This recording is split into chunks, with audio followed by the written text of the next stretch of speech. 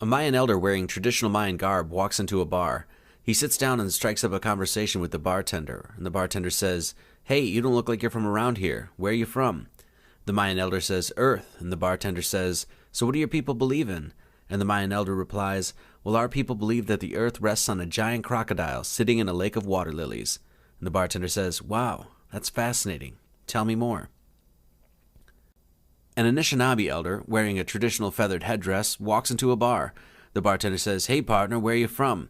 And the Anishinaabe elder says, "Around these parts." The bartender says, "The last guy I had in here believed the earth was on a crocodile. What do your people believe in?" And the Anishinaabe elder replies, "Well, our people believe that the earth sits on the back of a giant turtle resting in a great ocean." Bartender says, "Wow, that's incredible. Tell me more." A gentleman sitting at the bar then walks up to the bartender and says, "Hey, I heard you talking with those native wisdom keepers about the earth. Do you know what I believe?" The bartender says, "No, what?" The bar patron says, "I believe that the earth is flat." The bartender says, "The earth is a ball, you idiot. Get the fuck out of my bar." Ignition sequence start. 6, 5, 4, 3, 2, 1, 0. All engine running. Liftoff. We have a liftoff. 32 minutes past the hour. Liftoff on Apollo 11. Tower clear.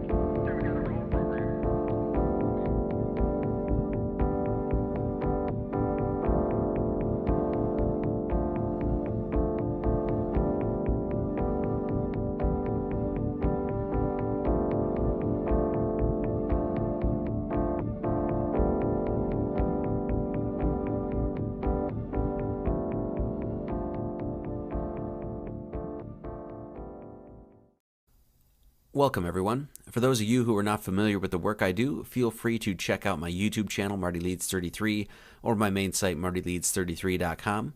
On my YouTube page, I have a folder entitled Begin Here if you want to further your exploration into the worlds of gematria, symbolism, numerology, mysticism, theology, and more. No real worries if you are not aware of what it is I do, as I won't be doing too much numeric work in this video. But if you are wondering what all that weird math is that occasionally pops up, well, there's your answer. The following video is for educational purposes only. For those of you that might not be aware, and for a select few of you this may actually come as quite a shock, but there is a heated debate going on currently with an exponentially growing group of people who believe, and many who are absolutely convinced, that the earth is flat.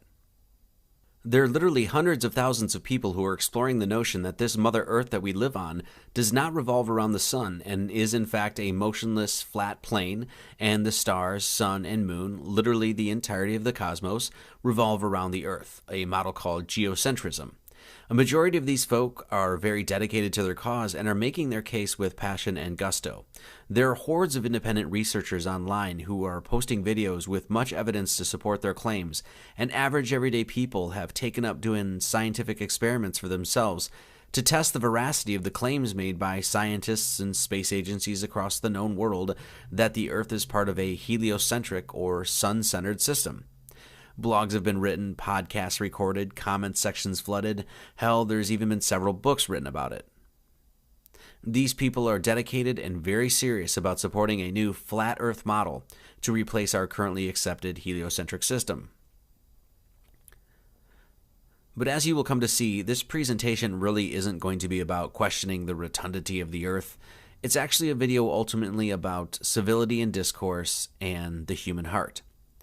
But we'll get into all of that in just a bit. For many, the initial response to hearing the idea that people are actually considering the notion that we live in an Earth-centered or geocentric universe usually takes the form of something like the following.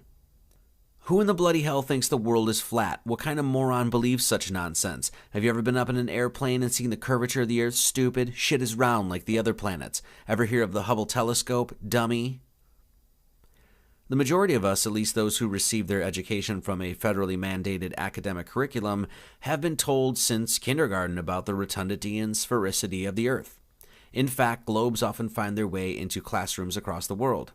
The Earth being a spinning globe and going around the sun was and is taught as absolute fact. But if you were like me, you probably often question whether or not you really learned anything in school. There are many people who ridicule the idea of even having a discussion or debate on this subject. For many, there is a sheer absurdity of even questioning the rotundity of the Earth in the first place. A vast majority of the public, many of whom more than likely consider themselves educated, feel that such considerations are for the brain-dead and primitive. To even consider the notion that the Earth is flat, for many, is a complete waste of time. And that is exactly why we are going to investigate this subject today.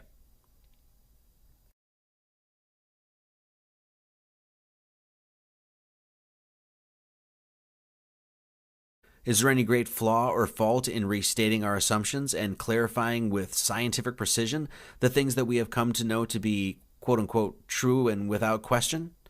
What is so wrong with critically examining fundamental and widely accepted ideas about such things as the shape of the Earth and the nature of the system that we reside in? How often have we ever even considered questioning the celestial mechanics of the world in which we live? Are we supposed to take at face value the promulgations made by governments and self-proclaimed authorities of science, informing us about the heavens above? If you were like me, you take to heart what the great George Carlin said about governments. How much does the average person even know about the movements of the planets, the sun, the moon, and the Earth? Quite some time ago, as I first started exploring the flat Earth model, I posted something on my Facebook account asking my friends a simple question, and it was essentially this: does the moon rotate on its axis? Now, this seems like it should be a pretty easy question to answer, one that an educated populace would be able to answer without so much as a glance at a textbook or looking the answer up online, but funny enough, the answers in the comments section varied so wildly and so completely that it made me realize that most people are going through life clinging, sometimes desperately, to models, ideas, and paradigms that they really know nothing about. And this is a serious problem. So what do we do about this problem? Well, the best way I have always learned to get to the bottom of things is to apply the scientific method, using reason and logic as my guides to make tangible the best answers to the proposed questions at hand. The whole flat Earth movement and phenomenon affords us, meaning the whole of mankind, the perfect opportunity to place each and every one of us at the center of a grand scientific experiment. This social movement allows mankind the opportunity to put himself through a litmus test.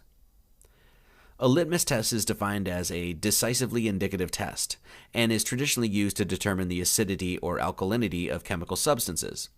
Or in other words, it decisively indicates the nature of the subject tested. Hey, is it alkaline or is it acidic? Is it A or is it B? Is it black or is it white? And as we may come to find, sometimes these things aren't so cut and dry as we thought. Not only does the debate of the rotundity or flatness of the Earth provide humanity a perfect opportunity to reapply our own scientific knowledge and engage in the learning process once again, things we can only construe as intellectually progressive exercises, it also presents ourselves with a litmus test, challenging our own application and understanding of the scientific method. Our litmus test will be A. Are we using the scientific method, not relying on preconception or bias to arrive at our conclusions? Or B. Have we failed at such a noble objective? And let us make no mistake about it, the pursuit of science is not relegated to the universities and institutions of higher learning. Science, by definition, is the intellectual and practical activity encompassing the systematic study of the structure and behavior of the physical and natural world through observation and experiment.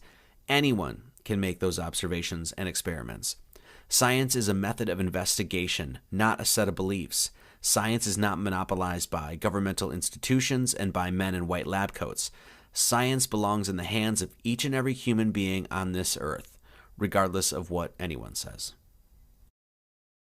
First of all, if you're a fucking guy that's making YouTube videos about the Earth being flat, that shit isn't research. It's just not. It's not. You're not a scientist. You're not wearing a lab coat. You don't work for a major university. Just because you're some fucking jack-off alone in your room obsessing about nonsense, that's not research. Damn, I'd hate to be one of those fucking guys on YouTube making a video on the flat Earth who obviously has nothing important to say.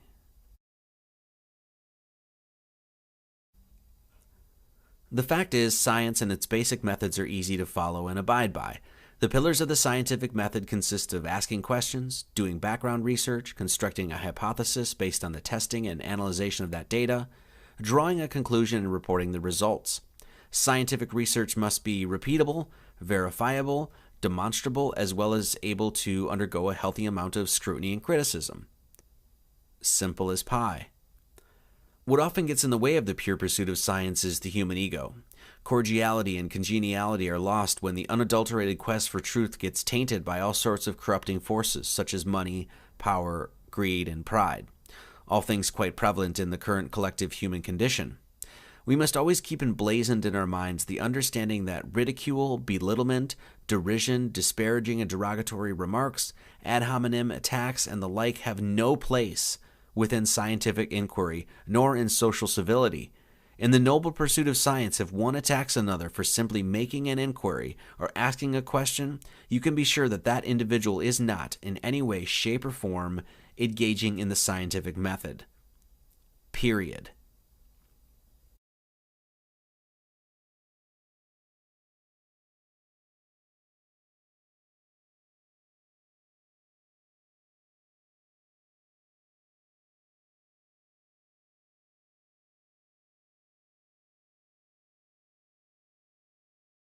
We must abandon any inclinations to revert to childishness and always be constructive with our debates and discussions.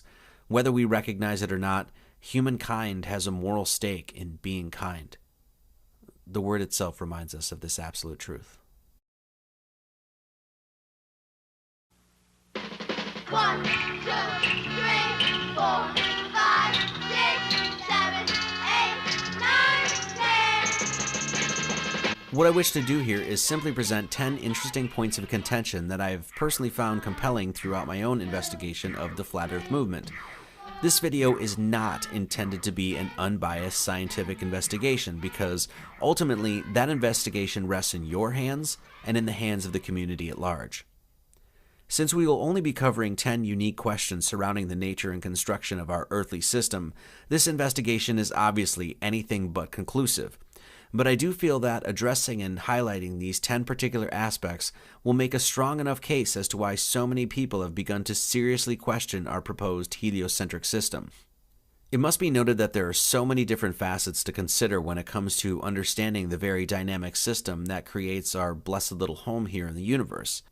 Obviously, when confronted with such a dynamic system as our solar/geocentric system, there is a bevy of varying phenomena that one has to take into consideration.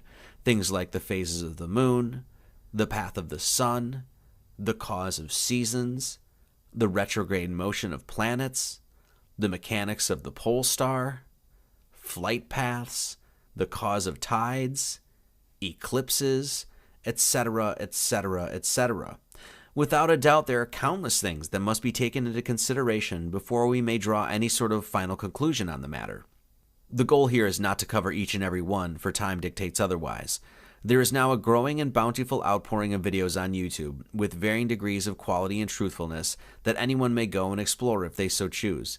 If you have questions about the proposed flat earth model not covered here, which you surely should and will, there are numerous sites that cover each and every one. When undergoing your investigation, I would only add this. When combing through the endless videos and material on this subject, you will come across many characters. There are deceivers, liars, people with wild and outlandish imaginations, people who have done little to no homework, people who place blame where blame is not to be placed, people with squirrely revelations and mad prophecy, people who claim to have answers, and people who work full-time at propagating disinformation. There are also a lot of very loving and kind people out there, many trying to make sense of an often senseless world, and so many who simply seek truth. In short, and in other words, be careful. It's a jungle out there.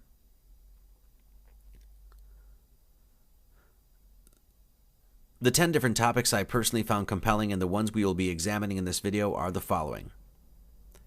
Number 1, the model, heliocentric and geocentric. Though there are many other systems other than these two that have been purported throughout time, such as simulation theory, concave Earth, etc., we are going to be looking at these two particular ones exclusively because of the fact that we have been taught the heliocentric model and the flat Earth movement has caught the most steam recently. We are going to give a brief overview of both models as best as my meager mind understands them. Number 2, horizon, perspective, and viewable distances. We are going to take a look at, well, how human beings look at the world, what we can see, how far we can see, and how the world appears to us. Number 3, sun hotspot in the Earth. We're going to take a quick look at a video from a high-altitude weather balloon and look at how the sun appears to us in this film. Number 4, angles of light and the sun's rays. We're going to take a look at the rays of the sun and the claim that the sun is 93 million miles away. Number 5, NASA and the space agencies of the world. We are going to examine 2 short videos supposedly taken of the Earth from space, provided by the Japanese Aerospace Exploration Agency and the National Aeronautics Space Administration. Number 6, the sun and the moon. We are going to take a short scroll through the myriad questions surrounding the relationship between these 2 heavenly bodies and our Mother Earth. Number 7, proof of the Earth's spin. We're going to ask the question, can we determine from our position on Earth that the Earth spins at roughly 1,000 miles an hour? Number 8, the existence of gravity. We're going to watch a university professor explain how the gravitational constant was discovered and take a look into what is known as the Cavendish experiment. Number 9, an analysis of a time-lapse video of the sun. We are going to watch a brief video showing a time-lapse of the sun and analyze what we are seeing. Number 10, the astrolabe. The astrolabe is an ancient astronomical computer, and we are going to take a look at its functionality today. Okay, so here we go. Number 1, the model, heliocentric or geocentric. What I'm going to try to do here is present very succinctly the general outline and model for both the heliocentric and geocentric systems, again, as best as I understand them. We will take a quick look at basic explanations for the phenomenon we see, as well as look at a quick history of both, and I will try to do this as commonsensical and tersely as I possibly can. So the first model we intend to investigate is the heliocentric system, the system that we have all come to know and the one that we learned about in our state-run educational curriculum. In the heliocentric system, the sun, or Helios, resides at the center of the system, with that sun flying through space at nearly 500,000 miles an hour, or 483 miles per hour to be more precise. The Earth, one of the planets in an entire system of planets, revolves around the sun at roughly 67,000 miles per hour, in a large orbit taking 365.24 days to complete. This elliptical orbit around the sun finds the Earth 93 million miles away from the sun in summer, and 3 million miles closer to the sun, or 90 million miles away during winter, a fairly counterintuitive phenomenon called aphelion and perihelion. The band of stars that we see overhead at night is called the Milky Way galaxy, and is the spiral galaxy that our solar system is a very minute part of. The stars we see in the night sky are millions of light years away, a light year being the measure of time it would take light to reach a destination. Our galaxy is just one of literally trillions of galaxies that exist in the ever-expanding universe, giving rise to the notion and statistical probability that Earth, and the life that exists upon it, though unique in its own way, is probably nothing special, as there are many solar systems and many Earth-like planets out in the heavens. The Earth itself is an oblate spheroid, tilted at 23.4 degrees and rotates counterclockwise on its axis to the tune of roughly 1,000 miles an hour at the equator. This rotation is said to cause day and night.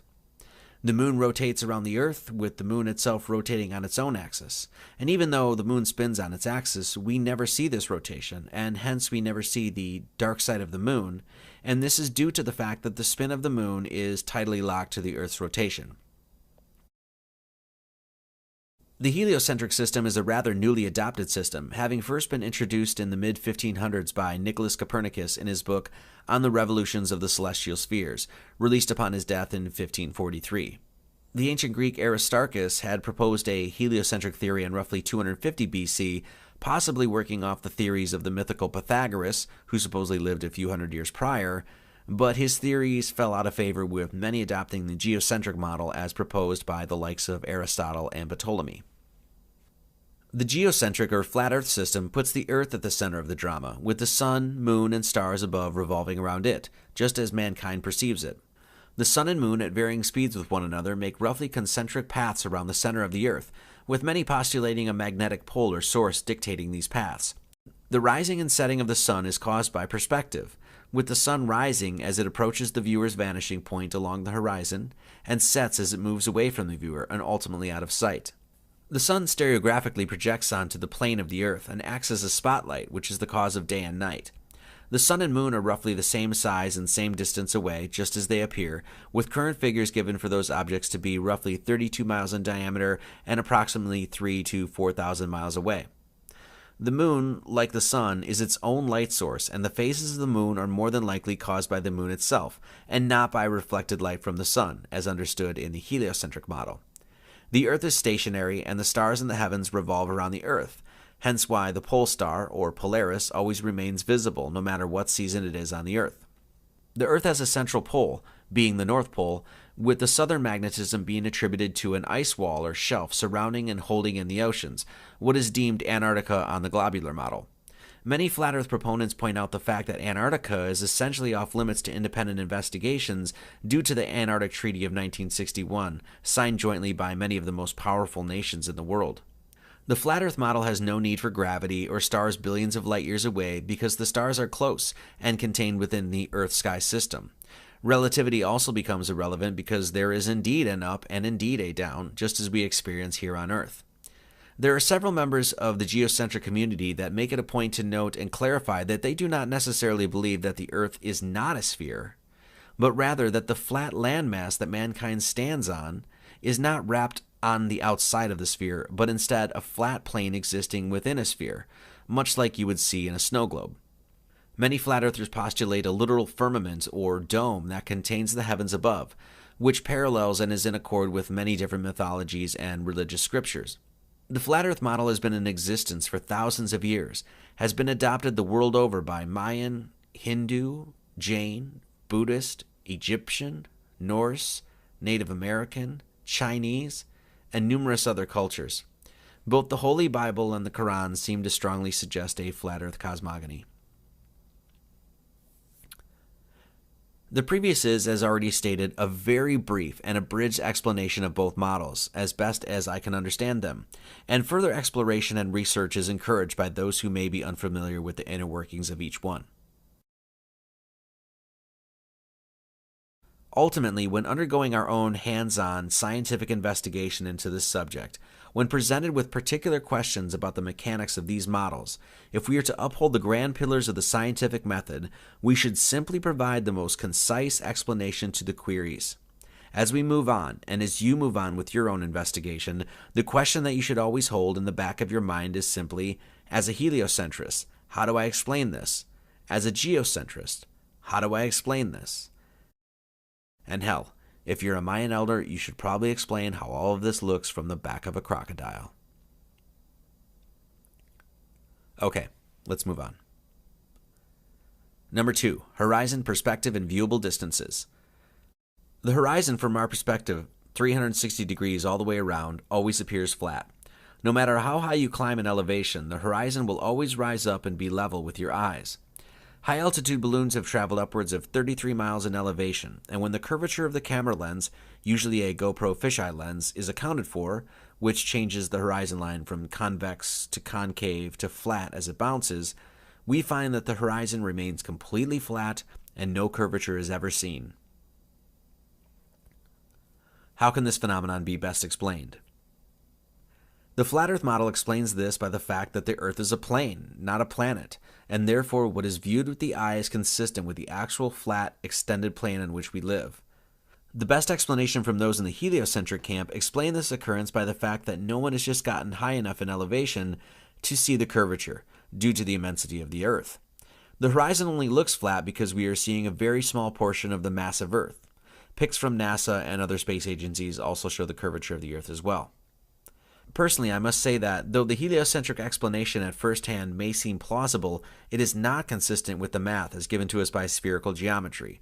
People all over the world, myself included, have reported seeing distances that, according to the basic mathematics of a sphere that has an equator of roughly 25,000 miles or so, should just not be visible. Objects 20, 30, 60 miles away and further have been spotted, many of which at sea level, that just should not be seen according to the math. Ships that have supposedly sailed over the curvature of the Earth, when zoomed in with a telephoto lens, can clearly be seen, which is completely inconsistent with the heliocentric or globular Earth perspective. Number 3. Sun hotspot on the Earth. In this very popular video that has made its way around the Flat Earth community, a high-altitude balloon was sent up by the company Dogcam Sport to shoot footage of the Earth in an effort to promote their online camera company. As far as I am aware, this video is real and is not fabricated whatsoever. We can clearly see in one part of the footage that the sun makes a hotspot on the Earth. The question this video poses is, if the sun is 93 million miles away from the Earth as claimed by modern astronomers, then how in the world is the sun creating a singular, circular, very clear hotspot on the Earth? The Flat Earth proponents explain this simply by saying the sun is not 93 million miles away. It is actually rather close, and so this phenomenon we see makes perfect sense. If the sun is 93 million miles away, then the rays that would reach the Earth would engulf the Earth equally and be parallel to one another, as shown in this graphic. Though I've looked fairly extensively for an answer to this anomaly by the globe Earth proponents, I have yet to find one that is personally satisfactory. Number 4. Angles of light in the sun's rays. In this picture we see the rays of the sun bursting through the clouds, and it is very easy to see that the rays converge to a point that seems to exist just beyond the clouds. Many people experience this phenomenon every single day, and I must say that personally it is quite a beautiful and magical sight. We must conclude that if the sun is 93 million miles away, the rays that would reach the Earth at a 90-degree angle, with all rays parallel to one another, as just mentioned. The Flat Earth community explains this occurrence by the fact that the sun is close to the Earth, once again roughly 3,000 or so miles away, and the viewable light is converging directly back to the sun itself. The only answer I have found that describes this phenomenon by the globe Earth theorists is that the sun's rays are reflecting off the various layers of the Earth's atmosphere, with those layers being the exosphere, thermosphere, mesosphere, stratosphere, and troposphere. The light rays, once they reach the Earth, are dispersed, which is caused by light refraction, or the bending of a wave when it enters a medium where its speed is different. I take issue with this explanation personally because if such were true, should we not see divergent rays all over the sky instead of this phenomenon simply happening locally? Number 5. NASA and the space agencies of the world. For this one, we are going to ask one simple question. Can NASA and the numerous other space agencies of the world be trusted when it comes to the information that they provide? Most news programs, media outlets, and your average everyday nightly news-watching citizen will accept without question or controversy the claims made by any and all of these space organizations. Images and data sent from the New Horizons satellite floating towards Pluto billions of miles away, the Curiosity rover on Mars picking up samples of the Martian surface, the Hubble telescope snapping pictures and videos of quasars, pulsars, nebula, etc., all throughout the universe. Assertions of water on the moon and other Earth-like planets existing all over the cosmos, all of these claims are usually taken at face value without any serious investigative team ever questioning their scientific legitimacy, or demanding verifiable proof for the information offered as absolute fact. Average everyday people don't often ask questions like, hey, how does the International Space Station handle traveling speeds of 17,500 miles an hour around the Earth in the thermosphere that is said to reach temperatures of 3,600 degrees Fahrenheit? How does the International Space Station ground itself without ever touching ground, as it continually builds up a static electric charge cruising around the Earth? How does the Cassini satellite cruise through the rings of Saturn unscathed, while we are told that the rings of Saturn are made of billions of pieces of ice, dust, and rocks, some as small as a grain of salt, while others as big as houses? It is questions like these, along with so many others, that have many people in the Flat Earth movement doubting the whole 9 yards. I will be playing 2 quick videos. The first one is provided by the folks at the National Aeronautics and Space Administration and is a supposed shot of the dark side of the moon as it passes before Earth in a roughly 25-hour period. The second one was released by the Japanese Space Agency and is supposed to be a video taken of Earth rotating in space. Let us take a look at the first video. This video is said to have been taken by a satellite floating somewhere around 1 million miles from Earth. As you can see, even though the video is supposed to be of a 25-hour period, the shot is perfectly still and the cloud formations hardly, if ever, move in this entire span of time. Besides looking just absolutely fabricated, it must also be noted that the moon crosses a great distance over the Earth in this video, which is completely inconsistent with what we are told the orbit of the moon should take around the Earth, which is a period of approximately 28 days. Also pay attention to the fact that not a single star is seen in the background. Where are they? There are numerous anomalies and inconsistencies with this video, and even the untrained eye can see that this footage has some serious issues with its authenticity. The second video is provided by the Japanese Space Agency, and shown here is supposedly a video of the Earth as it spins, creating day and night. If you take notice, the camera is once again perfectly still, not a nudge, shake, bump, or shift in the viewpoint, which in itself seems completely illogical considering that this was supposed to have been taken from a weather satellite drifting in orbit in the vacuum and infinitude of space. As you can clearly see, the clouds all move together in perfect harmony, almost as if one enormous weather pattern swept over the entirety of the Earth. Notice that when the day turns to night, no lights can be seen on the Earth.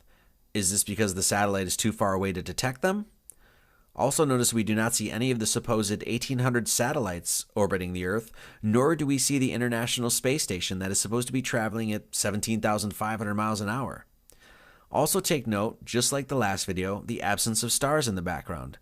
Though we can see stars here on Earth very clearly, and astronauts at NASA recently admitted seeing stars in space, it is a complete wonder why we do not see a single one in any of these videos.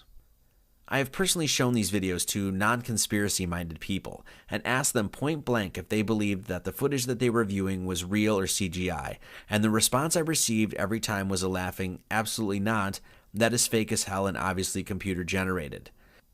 The internet is littered with sites, once again of varying quality and accuracy, that have heap loads of evidence that calls into question literally everything these space agencies do. From the International Space Station to the Apollo moon landing hoax, there is an excited, passionate, and fast-growing demographic of people that are calling bullshit to the claims the governments of the world are making, and they are backing up their grievances with mountains of evidence. I have done an entire video on my own personal feelings towards NASA that you can find on my channel entitled Curiosity Roving Through the Claims of NASA, which is a concise and to-the-point video addressing many concerns and anomalies with the information released by this American space agency. I feel that it is well worth your time.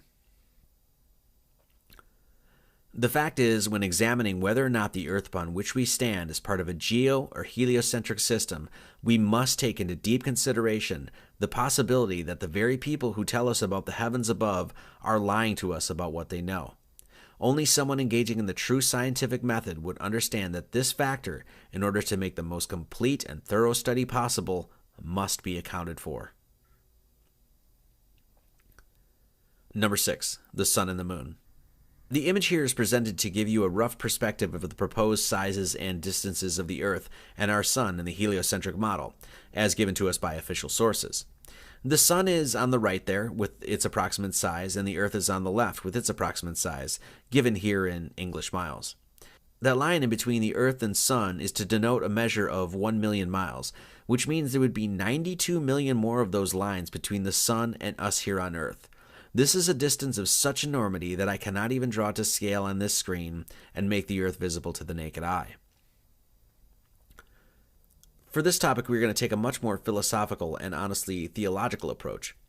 The Sun and the Moon as united polarities have been celebrated throughout history. I think it's safe to say that there is not a culture, nor tribe, nor civilization across the known world that does not pay homage or draw particular attention to these two heavenly bodies. Now, I am not necessarily trying to advocate the belief in a God here on this point, but standing back and looking at the relationship of these heavenly bodies with our Earth and analyzing it with a purely mechanistic and engineering mindset, either one of these models, whether geocentric or heliocentric, at least in my humble opinion, clearly expresses elements of design, intelligence, and intention. In the heliocentric model, we have a sun and moon appearing the exact same size in our sky from our perspective on Earth, with a whopping nearly 93 million miles difference between them. The idea that this Goldilocks zone that the Earth is in, or this perfected balance maintained long enough for such biological complexity to arise, is somehow just happenstance and accident and the result of simple laws of physics seems, to be downright blunt, absolutely absurd. What is there more evidence of here? Design or chaos? Intelligence or haphazardness?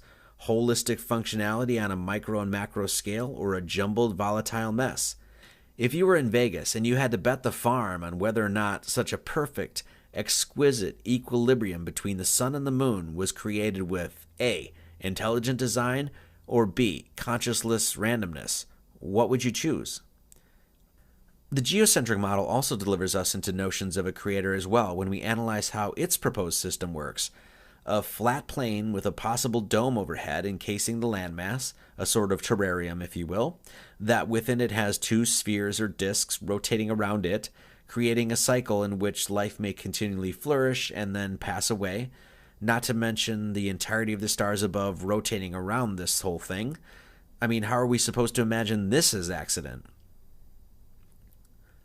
Like I said, I'm not trying to convince you of anything here, but to me, it's hard to imagine, whatever model we use to explain our world, that there is not intelligence at work here. How can man, as an intelligent animal, somehow use his intelligence to come to the conclusion that the nature that he was born from is unintelligent? That seems like really, really bad logic.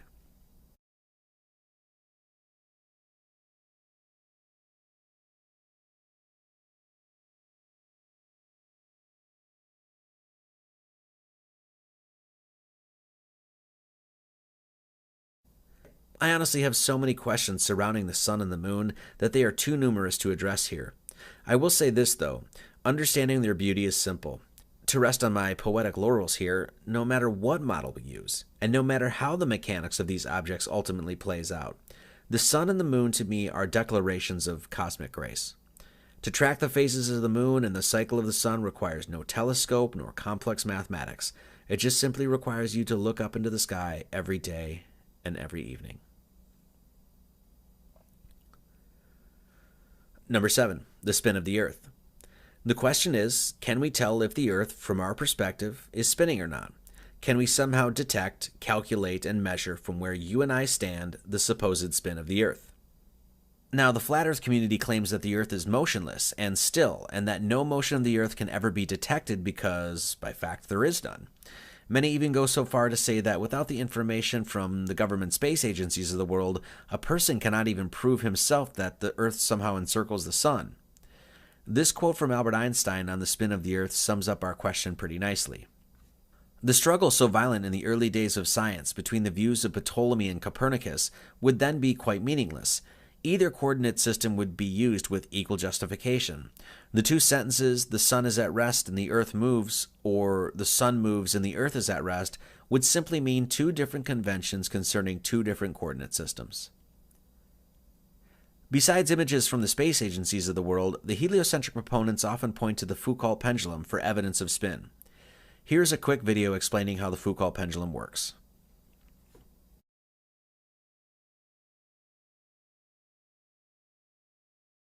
A Foucault pendulum is a pendulum with a specially designed pivot, designed so that it can swing back and forth in any direction around the vertical. So that's in contrast to, for example, a grandfather clock, where the pendulum has to swing in a particular plane. Let's imagine that you have a Foucault pendulum and you're at the North Pole of the Earth. When you set the pendulum swinging, you determine a plane in which the pendulum is swinging. And that plane is fixed. So as the Earth rotates underneath the plane of the pendulum swinging. And so if you now go back and imagine that you're standing on the Earth, you see the plane of the pendulum rotate every 24 hours. Now as you go to lower latitudes away from the North Pole, the time that it takes the plane of the pendulum to rotate around lengthens. And in fact, at the equator, the plane doesn't rotate at all. At the latitude of Hanover, it takes 35 hours for the plane to rotate. So if you look at this pendulum here, if we look at it a few minutes from now, we won't even be able to detect that the plane of the pendulum swing has changed. But if you come back in an hour, you will definitely see that it's moved a little bit. And if you come back in 9 hours, this plane of this pendulum here will have rotated by 90 degrees, a very distinct change that you can easily see. The design of the Foucault pendulum is fairly simple. The pendulum is a heavy mass on the end of a very long chain, suspended so it can swing freely in any direction. And through this simple system, it is said that we are able to measure the rotation of the Earth. According to the heliocentric model, the atmosphere is said to spin with the Earth, and hence the air above and the ground below are a closed system, and thusly spin and are linked together as the Earth rotates. This science is well substantiated within the physics community, and this quote-unquote fact is not questioned. The entire mechanism and science behind the Foucault pendulum is based on the fact that the Earth spins below the pendulum, and the pendulum continues independently to spin on its own plane. The functionality of this machine flies directly in the face, and is a complete contradiction to what is offered up in modern physics. Unless my understanding is severely flawed, for the Foucault pendulum science to be correct, and thus be a valid instrument to measure the Earth's spin, that would mean that a helicopter could float above the Earth for 3 hours and arrive at a destination several thousand miles away, which we all know is impossible. Foucault pendulums are working in science museums across the world. I'm going to leave you here with 2 quotes. The first one is by Nikola Tesla, and the second one by, once again, Albert Einstein. Earth is a realm. It is not a planet. It is not an object. Therefore, it has no edge. Earth would be more easily defined as a system environment. Earth is also a machine. It is a Tesla coil. The sun and the moon are powered wirelessly with the electromagnetic field, or the ether. This field also suspends the celestial spheres with electromagnetic levitation. Electromagnetic levitation disproves gravity because the only force you need to counter is the electromagnetic force, not gravity. The stars are attached to the firmament.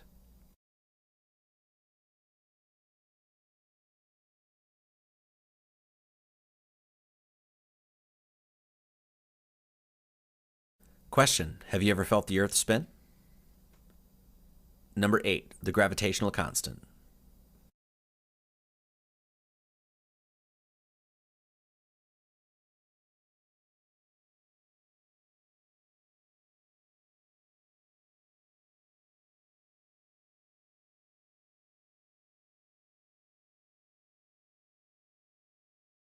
Gravity, the force that draws everything towards one another.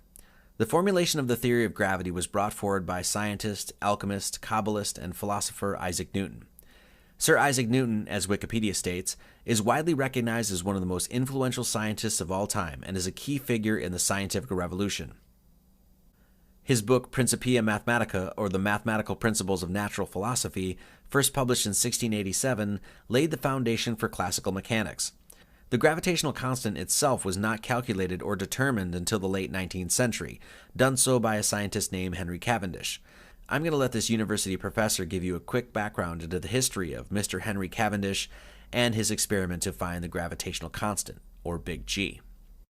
One of my favourite scientists is Henry Cavendish. Even though he was part of the rich dukes of Devonshire, that family, and incredibly rich, he went to Cambridge to study natural sciences, or natural philosophy as it's called. But he had a very curious condition in that he could hardly talk to anybody. So when it came to his Viva exam after 3 years of study, he fled Cambridge rather than sit in front of the examiners because he was petrified of them. This is not the normal sort of person. He couldn't talk to most people. He couldn't talk to women at all. His housekeeper would get a recipe for something or other, and he'd say, no, lamb tonight, leg of lamb, and leave a note for her. He wouldn't say it, he'd write it. He would dine in the evening with his friends, and he would talk to them, but if he didn't know somebody, and you wanted to ask him a question, apparently you had to go to the Royal Society and he would be in the room and you'd address the room this question about physics and you postulate, and if he felt in the mood he would reply to the room. He was a very strange man. He did most of the experiments quietly on his own, keeping his notebooks, and it was only after his death and a persuasive campaign by Clerk Maxwell, the famous Maxwell of Maxwell's equations from Cambridge University, that he actually got the notebooks from the estate of the Dukes of Devonshire and discovered after the event that Cavendish had discovered the unit of capacitance, discovered dielectric constants, he discovered Dalton's law of partial pressures, he discovered or written about Coulomb's law, all before these guys had done it and just left it unpublished in his notebooks. Towards the end of his life, he did a crucial experiment, which is represented by these lead balls. He lived in Clapham Common, which is nowadays a very poor part of London, but there it was quite fashionable. And he built his own place, His library he built somewhere else because he didn't want anybody borrowing his books from his house. Otherwise, he would have to ask the book back and he didn't want to talk to them. So his library was 4 miles away. At the back of it, he had a big garden shed, which might seem like the size of my house. And in it, he had 2 lead balls, like this, suspended from the ceiling. Only this is not to scale. This is, I mean, lead balls. Now, the real problem is that he wanted to measure the attraction between 2 objects due to gravity. In other words, there's a gravitational attraction between you and me, or between me and this lead ball. So he had to be a long way away to look at the experiment, otherwise he'd interfere with it. So he had an aperture, a place where he could look through, and he put a telescope out there, and he stood outside in all weathers, and he was in his 60s doing this, staring through the window to take his measurements over a year. There's another set of lead balls inside there. This experiment really is very difficult to get to work, and a technician has sawed it apart because he got so frustrated. And then right in the middle there's a bit of glass, there's a mirror which should be suspended from a torsion wire. So you'd set it up like this in his shed, and you put it like that, and this lead ball would attract that lead ball, and this lead ball would attract this one. And so it would be pushed a little bit this way and twist the wire, and that would be pushed a little bit that way. And the wire would twist, and as the wire twists, the mirror, which is dangling in there, would twist a little bit, and light which comes in would be reflected off at a slightly different angle. And all he had to do was measure the angle. He then had to move it the other way round. Oh, he didn't move this bit. He moved the lead balls round so that you had an equal and opposite effect on the other side. So instead of having, you'd have that configuration. He had this is a very complicated technical thing for the time. 18th century we're talking about, and he put that way round, and then it was pushed the other way, and you could then see the displacement. Moreover, you could measure the period of oscillation of this, and from that get all the properties of the wire, the torsional constant. And that enabled him to measure big G, the gravitational constant, to an accuracy of 1%. And nobody improved on that for 100 years. He didn't describe it as that. He described it as though he was weighing the Earth. He was calculating the mass of the Earth, so that when you're attracted to the Earth through gravity, it's the product of the mass of the Earth, this big gravitational constant, divided by r squared, the radius of the Earth squared, which we normally know as acceleration due to gravity. And that quantity is essentially big G, and he measured it. Wikipedia tells us that the Cavendish experiment was the first experiment to measure the force of gravity between masses in the laboratory, and the first to yield accurate values for the gravitational constant. This experiment, and the constant derived from it, has laid the foundation for all the current science and theoretical physics dominating the intellectual landscape of today. The entirety of modern physics, in essence, is anchored, one way or another, on the gravitational constant. Big G is used to measure the weight of galaxies and planetary bodies. It is even used theoretically to calculate the very instance of the birth of the universe. In fact, CERN, or the Large Hadron Collider, is a multi-billion-dollar particle accelerator built underground on the border of Switzerland and France that is said to simulate the conditions at the moment of the Big Bang, which is the currently accepted cosmological creation story dominating the minds of modern physicists. It is quite remarkable that all of modern physics is based on an experiment that is not continually being tested and retested to authenticate its veracity. Should there not be a continual Cavendish experiment being conducted to make absolutely sure that this experiment is concrete enough to establish such a fundamental in physics? If investors and governments are willing to spend billions and billions of dollars on CERN, why doesn't modern physics demand such money and focus go to verify one of its fundamental laws? I'm going to leave you with this very illuminating quote about the Cavendish experiment, and this comes from a gentleman named Miles Mathis at milesmathis.com. The Cavendish experiment is routinely included in a short list of the greatest or most elegant experiments ever done. Like all of the other existing dogma, it has surrounded itself with a nearly impenetrable slag heap of boasting and idolatry, most, if not all of, sloppy and unanalyzed. This was true even before the internet arose, but now it is true to the nth degree. Like everything else, the Cavendish experiment has added to its armor 1,000 Wikipedia-like entries and glosses by 1,000 mid-level physics professors. Of the many thousand recent reruns of the experiment, not one appears to have begun with any level of skepticism. Not one is actually set up to test or extend the experiment. Not one starts with the assumption that Cavendish might have been wrong. Despite the stated sacred nature of the scientific method, actually having an open mind about any standard model theory now appears to be equivalent to heresy or sacrilege. Number 9, an analysis of a time-lapse video of the sun.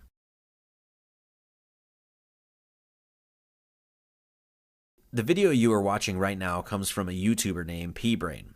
The crux of this gentleman's video is aimed at explaining how the path of the sun through our skies, including sunrise and sunset, can be easily determined by simply understanding the laws of perspective, as well as the orbit that the sun takes around the center of the Earth, as understood in the geocentric model.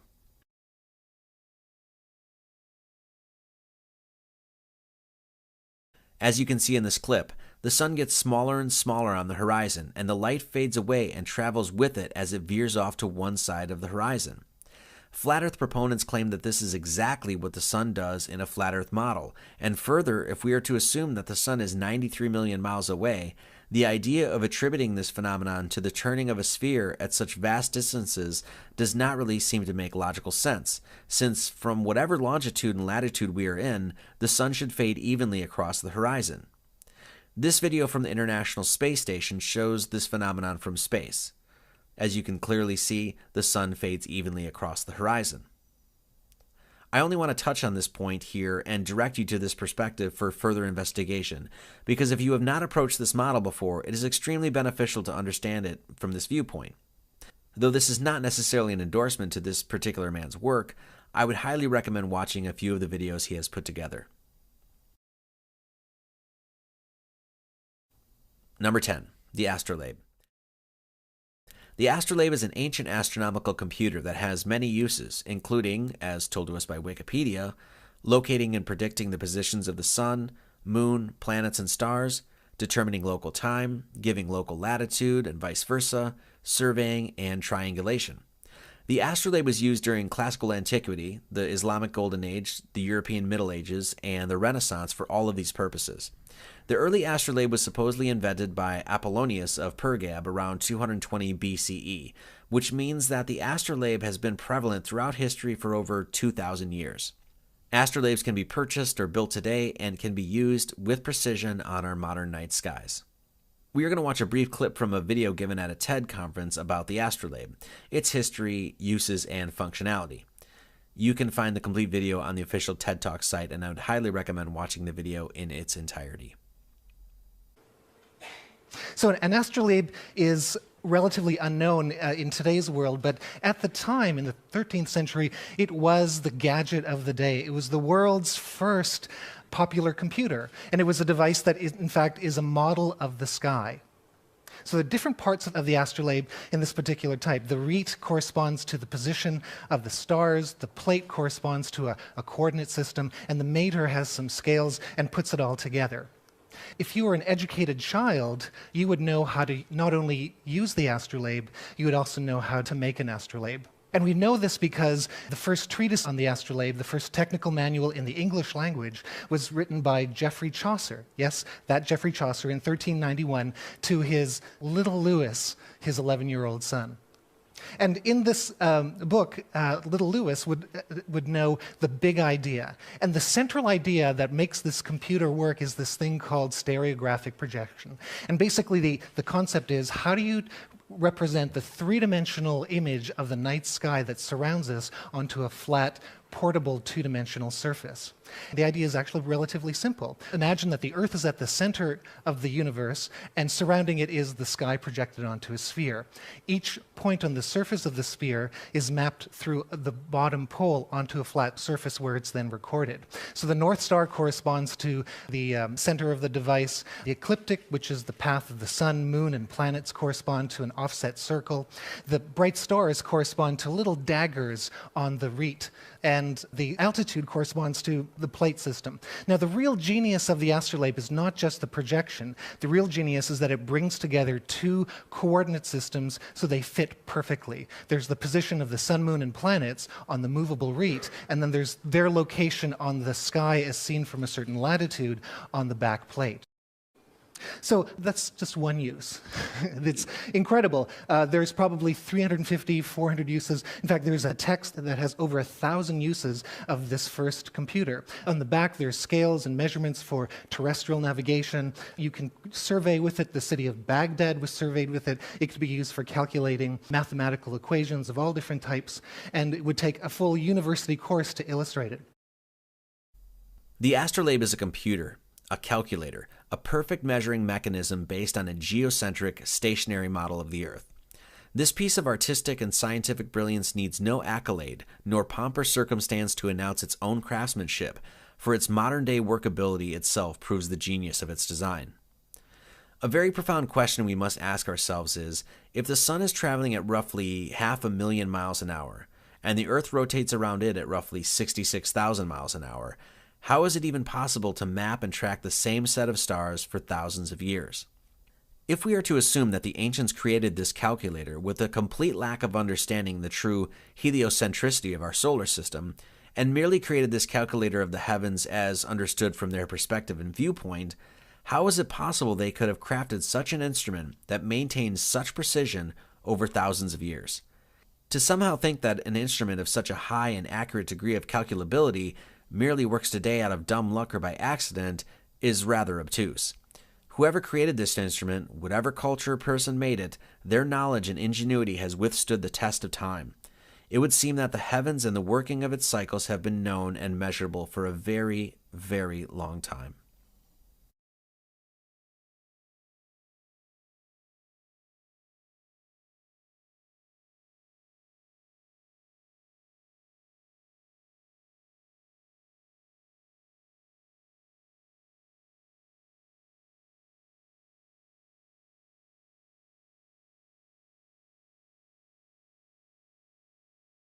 On my now retired podcast, the Marty Leeds Mathematical Radio Hour, I got the chance to speak with John Major Jenkins.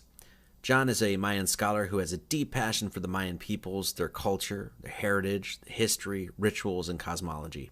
John has done unparalleled, extensive, and exhaustive work reconstructing the ancient Mayan cosmology. The ancient Mayans held the belief that the Earth was a flat plane having four corners, a general theme and concept shared by many other cultures throughout time, and they also mythologized that the Earth rested on the back of a crocodile that swam in a pool of water lilies.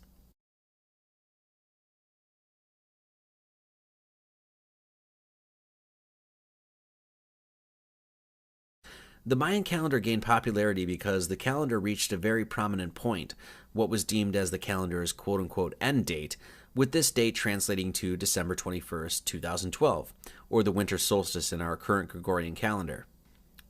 This quote-unquote end date of the calendar was no more of an end date than when the clock on the wall reaches noon and the clock starts its cycle over again. According to an immense number of traditional Mayan scholars, prophecy revealed that the time period that we currently live in would be a time of great change and transformation. Now, many people probably remember the hoopla, hype, and propaganda surrounding the whole 2012 meme and the supposed end-of-the-world scenarios repeated exhaustively on news channels, books, and podcasts, and internet sites across the world. There was even a blockbuster Hollywood movie starring John Cusack about 2012. To be clear, there never was any Mayan doomsday prophecy. No Mayan pole shift. No Mayan apocalypse scenario. None whatsoever. Nope. Just the scattered artifacts of a civilization with a superb mathematical and astronomical understanding of the cycles of time. The Mayans' true teachings about this time period was and is something that John Major Jenkins always clearly expressed and echoed throughout his lectures and writings. John was always well-reasoned and very clear about his attitude towards the intellectually deficient ballyhoo surrounding 2012. The prophecy of the Mayan wisdom keepers exclaimed that the conclusion of what is known as the 13 Baktun cycle, the time period around 2012, would be a time of great awakening, with this period including a 72-year variance around the alignment. The elders never claimed that anything would particularly happen on the date of December 21st, 2012. They just believed that the particular celestial alignment of the sun rising in the dark rift of the Milky Way galaxy was the marking of a great transition and a great change of ages for mankind. The Mayans calculated changes through a very complex and dynamic system of calendars that related and linked astronomical changes in the heavens to those here on Earth. In sacred traditions, the heavens and the earth were linked, and so what was happening above was intimately linked to what was happening below. This astronomical alignment of the December 21st solstice sun rising in the center of the dark rift of the Milky Way has a whole new added weight when the geocentricity of our Earth is taken into serious consideration. The ability to track and calculate perfectly vast cycles of time, thousands upon thousands of years, makes a whole lot more sense when you understand that the Earth below you is stationary. We all must stop for a moment and take note of what is currently happening within the psychic weather of our time. Say what you will, the fact is there's a great awakening happening right now in mankind's collective consciousness. Masses of people, in an almost desperate attempt to find answers to the world around them, are starting to shun their long-held faith in belief structures, operating systems, and organizations they have been born and raised into. Mankind is once again coming to know himself and the world around him. Within even the last 15 to 20 years, especially with the creation of the internet, millions upon millions of people are now exploring the occult sciences like never before. Even within the last 5 years of my life, I have seen an enormous upsurge of interest in subjects like lost civilizations, alchemy, sacred geometry, Kabbalah, mythology, archaeoastronomy, astrology, conspiracy, secret societies, symbolism. The list goes on and on and on. We live in an age where the esoteric arts are starting to take center stage in people's explorations, investigations, and examinations of the world they live in. This awakening is something that has been ramping up for quite some time now. And this shift that is happening right now, at least according to the unparalleled mathematical and astronomical minds of the Mayans, was calculated a very long time ago and was written in the stars.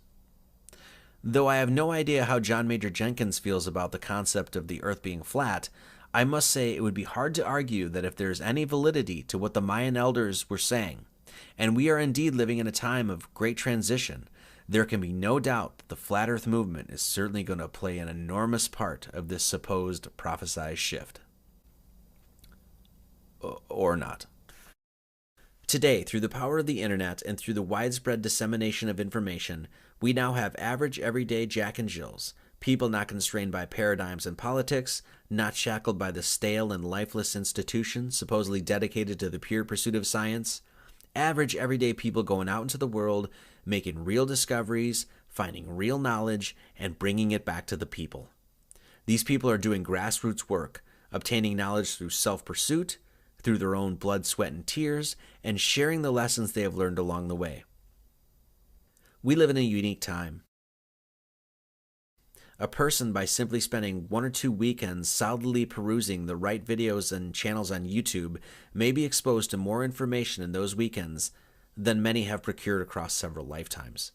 Though we must as well be surgically discerning when it comes to the information that we gather and trust, the ability to learn has never been greater.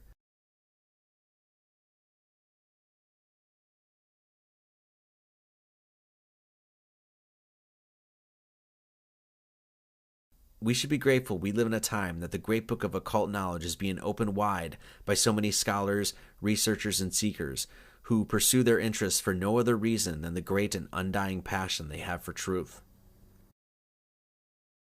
I can decidedly say that I certainly no longer believe that the sun is 93 million miles away, that we revolve around it at roughly 66,000 miles an hour, and that the Earth is a sphere 25,000 miles at its equator.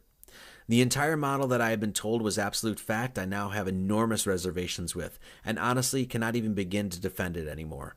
The amount of paradoxes, anomalies, dubious, problematic, and unproven ideas one has to swallow in order to wholesale endorse such a model is now very clear to me to be too extensive and numerous to continue putting any sort of faith or focus on such an explanation of our earthly system.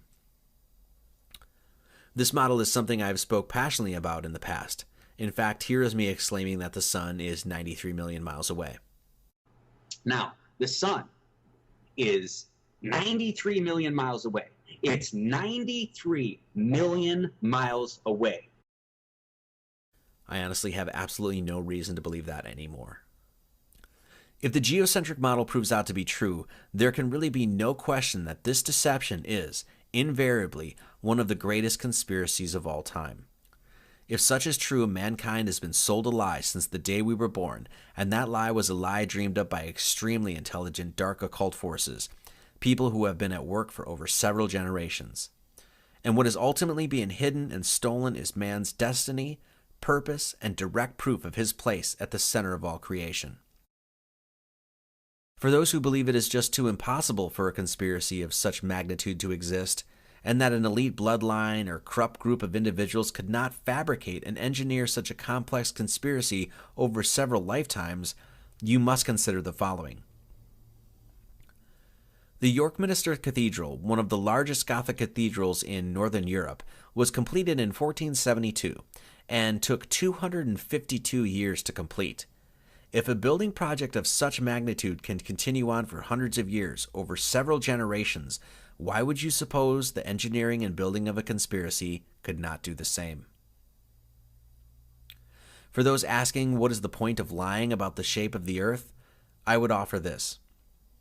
Throughout my studies, research, and long process of spiritual growth, I came to an immovable understanding and intrinsic recognition of the scintilla and spark of the Great Spirit within all things. It is something that I have held within the center of my heart. It is something that I see without eyes. It is unwavering in my psyche. Such a revelation has empowered me like never before. I found that spark of the Creator within when I was still under the erroneous impression that the earth was a spinning ball, cast out in an infinite and endless universe.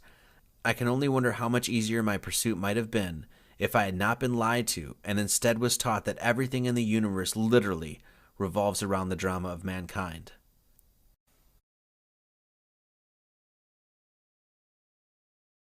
If I would have been taught that the earth is the center of everything, I can only imagine it would have been that much easier to find the center of myself.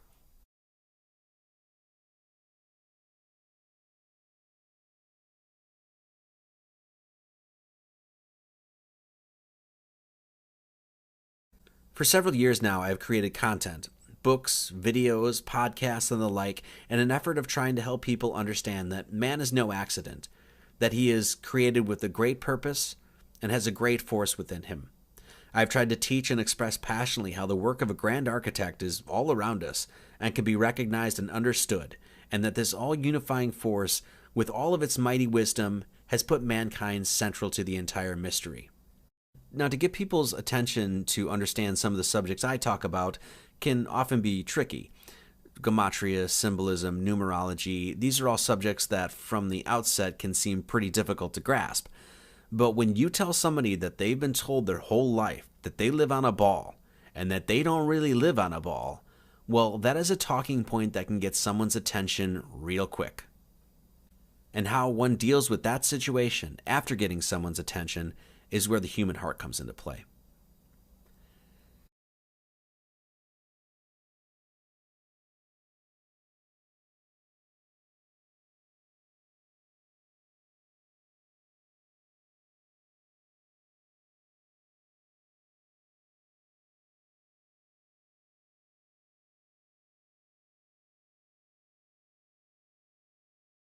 The great secret of life is not an elusive one.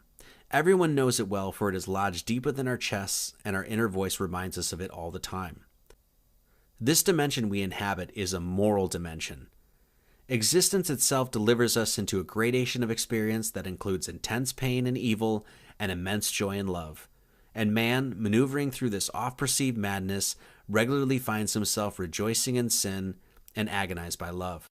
We are given great highs and great lows, and our ultimate task is to navigate through these oceanic swells, anchoring every decision and every action with the goodness of our hearts. What is the purpose of life? What is the meaning of existence? What on earth are we doing here?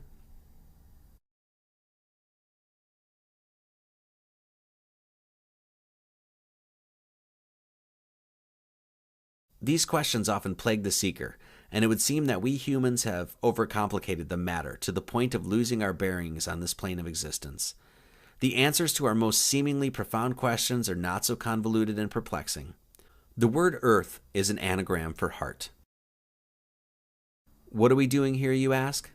It is no grand mystery to recognize that man's goal on earth is simply to find and secure the love he has in his heart.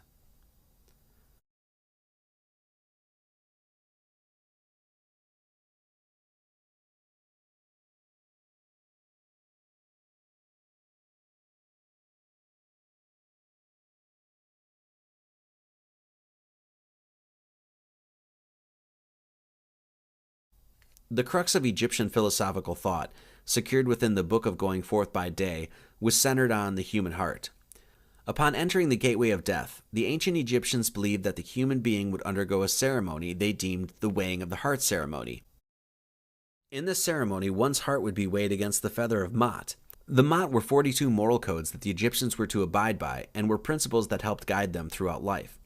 If one's heart weighed less than the feather of Ma'at, one would then ascend to the heavens and return to the source of all creation. There is good reason why the Egyptians did not call this ceremony the weighing of the brain ceremony or the weighing of the material possession ceremony. Truth does not come from the acquisition of information or acquiring material wealth. Truth comes from within one's own heart. If one follows his heart, it will not steer him wrong.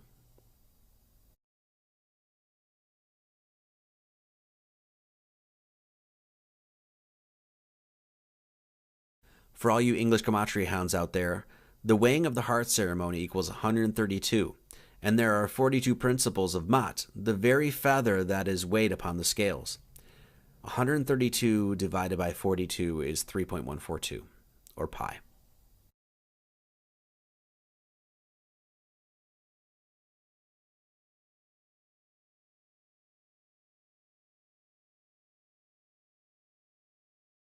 This Mother Earth is a moral dimension. Mankind's litmus test is a litmus test of his heart. It is a test of his morality. Every moment we are given the choice to either A, lead with our hearts, or B, not. So for the record, I don't really believe that the earth is flat or concave or convex at all. If you ask me my real opinion on what the shape of the earth is, I wouldn't say it looks like this or like this. Really, the earth looks like this.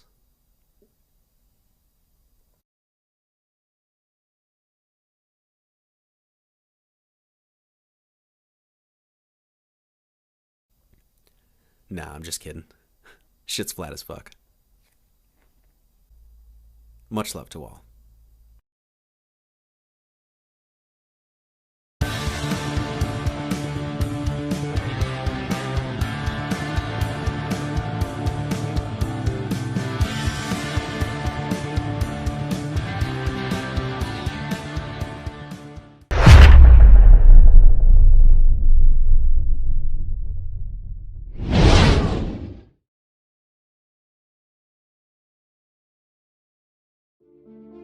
The Flat Earth Sun and Moon Clock App, a dynamic new app to teach family and friends about where they actually live.